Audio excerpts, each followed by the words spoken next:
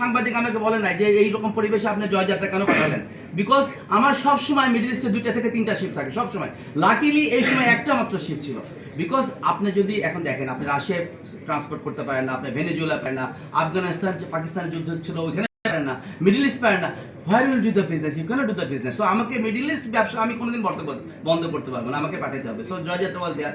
Nordic প্রয়াস একইভাবে তেলটা দেখেন লোড করেছে বাংলাদেশ পেট্রোলিয়াম কর্পোরেশন, তাদের ইস্টার্ন রিফাইনারি যে মূলত ক্যাপাবিলিটি 2টা দেশের তেল সে ইউজ করতে পারে, অন্য দেশে কিন্তু তেল কম্পেটেবল না।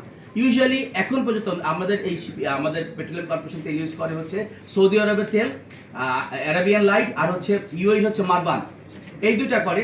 এবং এখন আসি নর্ডিক এনার্জির কথা। নর্ডিক এনার্জির সাথে কিন্তু কোনো অ্যালিগেশন এখন পর্যন্ত আসে নাই। এটা আসছে বেসিক্যালি জাহাজের মালিকানা নিয়ে, যে এটা ছিল নর্ডিক পোলাক্স, হচ্ছে এই নর্ডিক আমেরিকার নামে কোম্পানির নামে হওয়ার কারণেই বেসিক্যালি অবজারভেশন। আর কিছু ক্রু ম্যানেজমেন্টের ওদের ধারণা ছিল এটা ইউএস বেস। আর নর্ডিক এনার্জি কিন্তু অলরেডি ইউএস বেস থেকে সরে এসে ওরা মার্শাল আইল্যান্ডে রেজিস্টার করা। আর নর্ডিক শিপিং আমাদের সাথে ব্যবসা করছে বা বিপিসির সাথে ব্যবসা করছে 1991 থেকে। 1991 থেকে আপনি কিভাবে এই কোম্পানিকে বা এখন পর্যন্ত এমন কোনো ঘটনা ঘটে নাই যে দে ফেইল। এবং আপনি দেখেন এটা ওপেন টেন্ডার করি আমরা, ইন্টারন্যাশনাল ওপেন টেন্ডার, এবং যে কেউ পার্টিসিপেট করতে পারে। এটা নর্ডিক এনার্জি আসছে, ফেয়ার মাউন্ট আসছে, বাদশাহ ট্রেডার্স আসছে, কোনো আটা আবার ওদের sister concern, but they are doing this business for 1991। এখন পর্যন্ত আমি পাবলিকলি বলতে পারবো আমার জানা নাই যে এমন কোনো ঘটনা ঘটছে যে তাদেরকে ব্ল্যাক লিস্ট করার মতো। এবং নর্ডিক এনার্জির নামে কোনো এখন পর্যন্ত অ্যালিগেশন আছে, বিকজ আমি পররাষ্ট্র মন্ত্রণালয়ের কথা বলি রেগুলার, আসছে এই জাহাজের মালিকানা সংক্রান্ত তাদের অ্যাপ্রিহেনশন ছিল আর ক্রু দিয়ে। এবার আসছে এখান থেকে একটা কোশ্চেন হচ্ছে যে এটা লস কতটুকু। এখানে বিপিসির কোনো লস হবে না, বিএসসির কোনো লস হবে না, তবে একটা কনটেনশাস ডেভেলপ করবে। আমি এখন সুন্দর একটা তথ্য বের করেছি। এই যে জাহাজের মালিক দ্যাট ইজ হচ্ছে নর্ডিক আমেরিকা, এটা বারমুদা পাবলিক একটা কোম্পানি যার বড় মালিকানা আছে, নর্ডিজিয়ান ওনার। এটা ছিল এটা লাস্ট ভয়েস, এর ভয়েসের পর একজনের কাছে সেল করে দিবে। এইটা চলে যাবে আরবিট্রেশনে। এটা আমি কালকেও আমি কথা বলেছি যারা এটার সাথে জড়িত, এটা আরবিট্রেশনে চলে যাবে, কারণ প্রায় 1.5 মাস ধরে আছে। মালিক তো এত টাকা লস করতে চাবে না। আবার বিপিসি দেওয়ার কোনো সুযোগ নেই, বিকজ ফোর্স বাজার, বিপিসি তো তেলই পায়নি, তা তো উচিত দেওয়া। আবার যারা নর্ডিক এনার্জি তেল ক্যারি করছে তাদেরও একটা বিষয় আছে। তবে এটা আরবিট্রেশনে যাবে। তবে এটুকু আপনাকে আমি পরিষ্কার বলতে পারি, বাংলাদেশ শিপিং কর্পোরেশন এবং বিপিসির পক্ষে আমি বলতে পারি এখানে কোনো পেনাল্টি আসার কোনো সুযোগ নাই।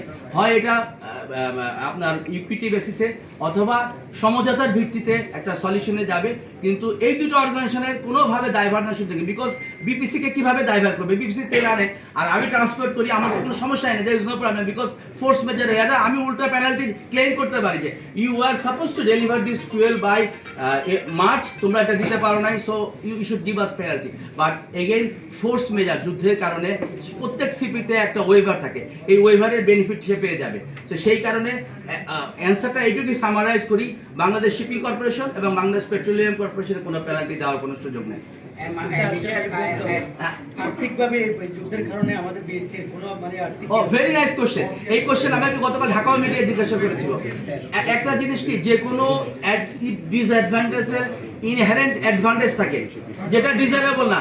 যুদ্ধ হচ্ছে, আমি কখনো বলি না যে বিএসসি এটা চাচ্ছে, I cannot say that one, but the bottom line is that BSC seriously benefited through this war. আমার প্রত্যেকটা জাহাজের ভাড়া অনেক বেড়ে গেছে, স্পেশালি আমার যে ট্যাঙ্কারের ভাড়া যা ছিল, আমি 14, 15, 16, 17 হাজার যেগুলো ভাড়া পেয়েছিলাম, এগুলো 24-25 হাজার, এবং আশা করছি আর কয়দিন পরে।